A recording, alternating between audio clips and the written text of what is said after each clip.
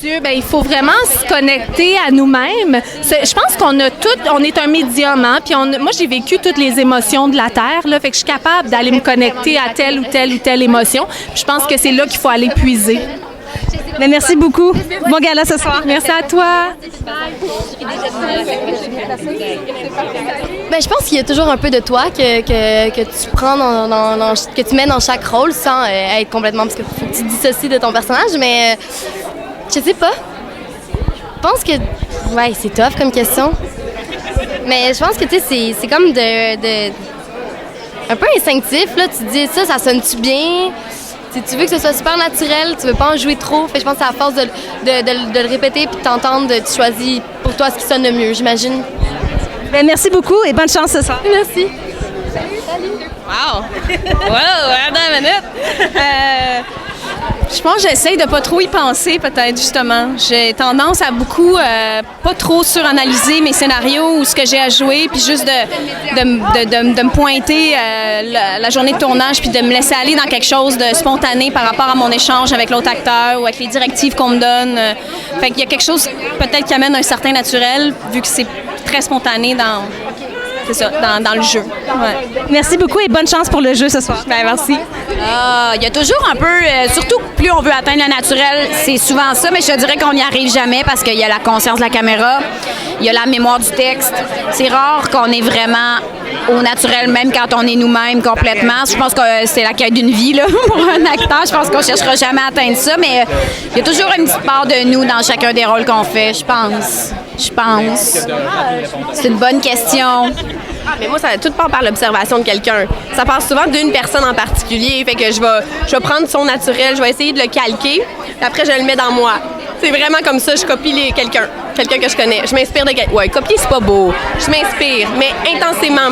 Moi, j'aime ça remarquer, là, comme toi, quand tu me parles, tu fais ça de même, mettons, je vais le faire. Ça, OK, moi, ça serait mon personnage. J'aime ça, tous les petits détails qui font qu'ils ont l'air réels. Ouais, c'est ça. Ben, merci beaucoup et bon gala ce soir. Hey, merci beaucoup, toi aussi. Merci. Il a failli saigner du nez avec ta question. Shake-tu? Non, ça va. Comment travailler le naturel d'un personnage sans que ce soit le tien nécessairement? Ben, c'est toujours un peu le mien, inévitablement. Mais tu sais, bon, comme dans Mensonge, je joue un tueur. J'ai jamais tué personne. Non. Pas cette année. Puis,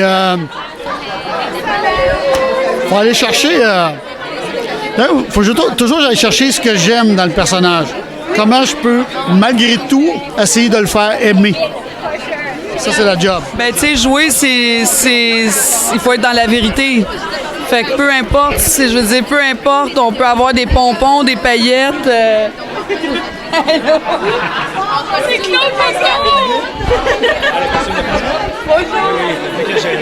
Désolé. Je l'ai pas mis encore, mais peut-être que ça va.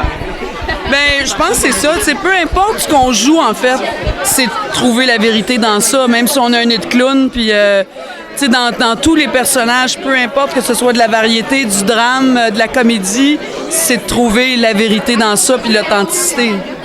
Ben, merci beaucoup et bon gala ce soir. Merci, vous aussi. Ça se fait un peu tout seul. Tu sais, je trouve que des fois, les mots sont pas les tiens. Il y a un rythme qui s'impose à cause de l'écriture. Il y a un look qui n'est pas le tien non plus. Tes cheveux qui sont différents. La gestuelle, les bottes, les souliers. C'est toutes des choses qui finissent par influencer comment tu bouges, comment tu marches, comment tu parles. Des fois, si je tousse, ça peut ressembler juste à moi. Il n'y a pas 10 000 façons de tousser. Mais je trouve que ça s'installe assez naturellement. Merci beaucoup et bon gala ce soir. Merci. Bonne question. Mais en fait, peut-être aussi que mon personnage dans District 31, ça a été plus facile d'aller vraiment dans un naturel qui est complètement à l'inverse de moi parce que, bon, je suis pas du tout ce personnage-là. J'ai ce niveau culturel, l'éducation, j'ai ce niveau aussi du background. Bon, j'ai pas non plus vécu tous les drames que ce personnage-là a vécu aussi, donc je pense que ça a été relativement facile à me détacher, de garder une distance. Mais ça reste que, à un moment donné, ce que ça demande, c'est de plonger, mais ça demande aussi un questionnement. Ça aide aussi parce que, bon, les textes, ça amène beaucoup de questionnements, que c'est tellement louche. On se dit, OK, elle est quand même, elle est smart, elle est wise, elle est vite la fille quand même pour ce qu'elle fait dans la vie, puis ce qu'elle laisse croire aussi. Donc ça veut dire beaucoup. Aussi, les textes, ça aide, c'est la base, mais ça peut être vraiment n'importe quoi. Aussi, l'habillement aide pour beaucoup, parce que juste au niveau du physique. Donc, il y a plein d'aspects qui fait que ça nous aide à sortir de notre zone. Bien, merci beaucoup et bon gala ce soir. Merci beaucoup. Moi, j'essaie toujours, quand j'ai un personnage dans un univers dans lequel je connais pas, d'aller rencontrer quelqu'un qui fait ce métier-là ou qui vit cette réalité-là pour vraiment m'inspirer. Pas aller dans le cliché, on a tous des clichés dans notre tête, mais de se dire, comprendre la psychologie derrière le personnage, comprendre d'où il vient, pourquoi il fait ça, c'est quoi ses moteurs. Puis je m'inspire des gens que je rencontre. Moi, c'est la façon dont je fonctionne. Je sais pas pour toi. Est-ce que je peux dire ce qu'elle a dit? Toutes ces réponses. Ouais, je vais y aller avec A, B, C et D. J'ai eu l'air de réfléchir longuement, puis c'est très décevant, après une grosse minute de réflexion pendant qu'elle parlait, d'avoir juste ça. Mais en fait, je pense pas nécessairement au naturel. Peut-être que j'espère qu'il va sortir en fin de compte. Mais je vais y aller avec ce que ma charmante copine a dit.